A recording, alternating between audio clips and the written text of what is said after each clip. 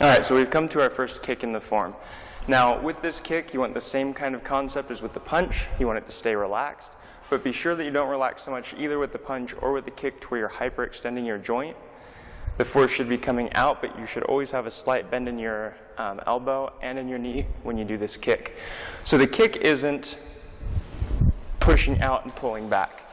It's like a relaxed, just explosion of that energy pushing out. So when you do your kick and you come up and you push out, push that force out, but do it in a relaxed way. Don't push it out and stiffen up all your muscles and hold it out there like it's a karate kick. It's not a karate kick. Now, some people don't like kicking above the waist, and for practical reasons, if you were wanting to apply any of these moves in a self-defense situation, you probably wouldn't ever want to kick above the waist. But when we're practicing our forms, it's not a bad idea to train higher kicks, lower stances, things like you wouldn't actually use, but it's really good for strengthening the joints, strengthening the legs, and so it has really good health, strengthening, practical purposes in that respect, but it probably won't be useful for, if you actually are wanting to kick someone. You'd be better off to kick low with that same kind of pushing explosion force rather than kicking way up high and hoping that you hit them in the face before they can do something. For me, I always like to do the higher kicks. I always like to do the harder, lower stances because it's good training. So that's what I'll be showing in this video. But remember, only kick as high and as hard as is comfortable for you and is safe for you. So if you go to do this and kick up high and it pushes you off balance and it's really unsafe and unstable, then don't kick that high. Only kick as high as is comfortable and just push out, and you don't have to put a lot of force into it. It's better to start with little force and build up than to try to put tons of force into it in a movement that your body's not used to and risk pulling muscles and straining things. So I'm going to demonstrate the kick as if I'd started the form facing you. We just finished our last move. We reach up using body motion, roll the hands around so they're both palm down, sweep across, they come up, back to this horizontal right arm, vertical left arm, and as they do that, from here, you bring your left leg up. You step kind of diagonal to the front, sink down into a sitting on crossed leg stance. When you come up, you chamber the leg, and then from here you push out. Try to keep the arms as level as possible, coming across. You push out with the arms and with the leg at the same time. There. So it's here, my left hand comes up, hands roll and drop down. They sweep up here. As they're sweeping up, I pick up my left leg, I step forward diagonally, sink down, come up, and kick out. Now that low stance that I'm going into there is either called a sitting on cross leg stance or a twist step. Now I'm not going to go into a lot of detail about how to do that here because in my stepping sets videos, I have a whole series of those. One of them is called circle the fists and twist step, and it teaches you exactly how to get into the stance and how to do it correctly. So I'm not going to spend time on that here and repeat all of that to take up time in this video. There's already a whole video that will explain to you exactly how you want to do that stance. So watch that video and practice it, and then you can do this stance if you don't know how to already.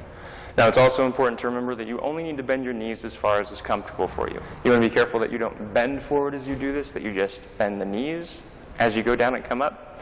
But if I was to do this all the same, come here and step forward, but my knees don't feel safe past this, I won't go down farther than that. Then I'll come up and I'll do my kick and I'm done. So only bend your knees as far as is comfortable for you. Always practice these moves in a safe way. Practice with control, and don't do anything that feels strenuous or unsafe to any of your joints or any part of your body. So I'm here, my left hand comes up, hands circle, drop down, sweep across. Come up, I step forward diagonally, sink down, come up, chamber, and kick. So remember to keep that leg relaxed. When it goes out, it's kind of like a spring rather than a push.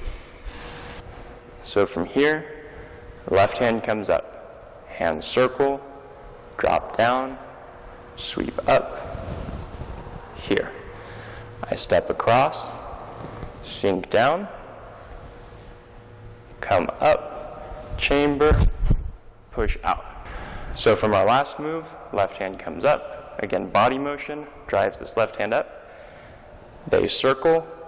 So the right hand's just doing this. It's just rolling over and then coming back down, palm down. The left hand is actually sweeping around so that it turns from palm up to palm down. So when this comes up, body motion, around, hands drop, they come up on the left side, I bring my left leg up, step diagonal across, sink down. Now here, my arms are just resting. The fingers of my left hand are on the upper part of this arm, and this hand is resting on kind of the forearm slash elbow of my left arm. So the right hand's on top here, left hand's on top here. When you come up, you chamber, and then kick. So from here, up with the left, circle the hands, they sweep down, across to the left side, come up, step across, sink down. Come up, chamber, and push out. So have a lot of fun with this kick. Be careful about not going too deep in that stance if you're not ready for it. Check out the stepping set videos of circle the fist and twist step to find out how to do that stance if you don't know how to already. And remember, it's a relaxed kick that snaps out rather than a tense kick that pushes out and holds. Same thing with the kick as with the stance, only bring it as high as you can comfortably. If it's down low, that's fine. If it's up higher, that's fine too. But it's up to you as far as what's safe for you.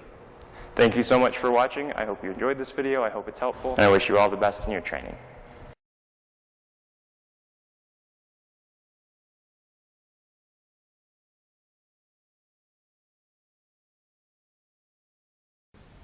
In this video, I want to talk to you about a product that I've been using for a lot of years now, something that I absolutely love. And if you're into taking supplements, you will probably absolutely love this too. It's called Daily Complete, and it's put out by a company called Pure Trim. This is what it looks like. And the reason I love this so much is because, one, it's a liquid, so I don't have to swallow pills when I take it. Two, it has over 200 nutrients in it. So instead of taking several different supplements, trying to get the same amount of nutrients that I can get out of this bottle, I take 1 ounce of this and I'm done. Now, this is one of the products that I used extensively while I was over in China training, and I think it was invaluable for me for keeping my energy up and making sure I was getting proper nutrition while I was doing strenuous training all day long. Now, the last thing that I really like about it, it's awesome, is it's just simple to take. So if you're like, all right, it's time to take my supplements with my lunch or whatever, you literally just open it up, get a little ounce glass out, pour yourself an ounce, done, swallow it. And that's it. You're done. You've taken your vitamins for the day. Another nice thing is it tastes pretty good. It basically just tastes like oranges and a hint of vitamin flavor to it, if you know what vitamins taste like. So anyway, I hope you try it out sometime if you're into taking supplements. If you're not, I still hope you try it out, and I hope you learn to love it as much as I do. Daily Complete.